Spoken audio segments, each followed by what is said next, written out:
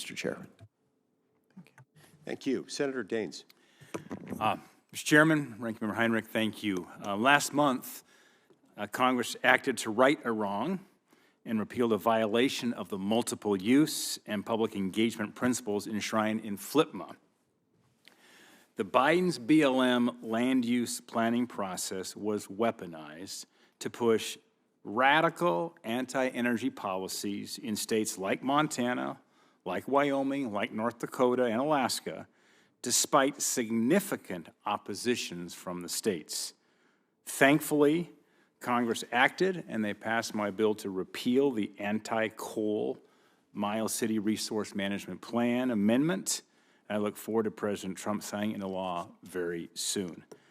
I want to focus my question on a specific violation of FLPMA in Montana that was prevalent under Biden, and that's the disregard of the views and the input of local counties, elected officials, and specifically the governor of the state. The Miles City RMPA was strongly opposed by those living, working, representing the lands affected. And despite this opposition, Biden's BLM ignored local feedback and they pushed forward with this harmful effort. It was so frustrating to see the disconnect between federal bureaucrats here in Washington who had a very strong agenda and local elected officials on the ground in Montana. And during the official governor's consistency review, after multiple official protests and an appeal from Governor Gianforte, the BLM decided to, quote, reject the governor's recommendations. This is shameful, and we need to ensure the voices of those closest to the land are not ignored or just rejected. My question for Attorney General Brown and Mr. Christensen: what action should Congress take to ensure that local state and local statewide elected officials and those most affected by BLM's actions do not have their voices literally shut out of the planning process? Thank you, Senator Daines. I appreciate that. And we've seen that as well in our state, where you get to the place where you have the governor's consistency review, and then it is effectively overruled. So I think one of the things that I think this body could do is look at meaningful changes to FLPMA such that there's meaningful involvement that's more than just sort of a pat on the head to the states, because as we mentioned, we need consistency, coordination, and collaboration, but we also need the states to have some sort of meaningful input so that they can effectively be co-sovereigns over these lands where they have jurisdiction. And I think the consistency review is one specific example where I think if there were some maybe a little more teeth to that, where they could be meaningful partners rather than just pro forma partners, that would solve, I think, a lot of the issues we have in the local areas in Utah and in places like Montana. Thank you. Mr. Christensen? Senator Daines, it's a great question. I agree with the idea of increasing the teeth, if you will, of consistency review, but really, I speak more of a cultural shift. I mean, we heard earlier about the impact of having not enough planning employees at the BLM. This is a real concern, but one way to fix that lack of employment at the BLM for planning is to utilize state and county resources. So utilize state wildlife agencies to help you with developing your sage-grouse plan instead of working against those plans. So incorporating state and local knowledge meaningfully in the planning process by authorizing those individuals to sit on ID teams, on planning teams, and really utilize the science and data that they provide.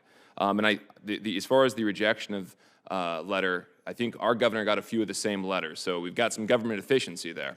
But it is a problem. It is a problem that after the entire process, a 13-year planning process, the Rock Springs RMP ends with a whimper. Your recommendations are rejected. And it certainly isn't the way that you'd like to see a planning process be working to unite forces, states, local governments, and the federal agencies to really manage these lands for all of America. Thanks. Thank you. I want to shift gears on to forestry and transmissions. In order for our electric utilities and our rural co-ops in Montana to be able to provide energy,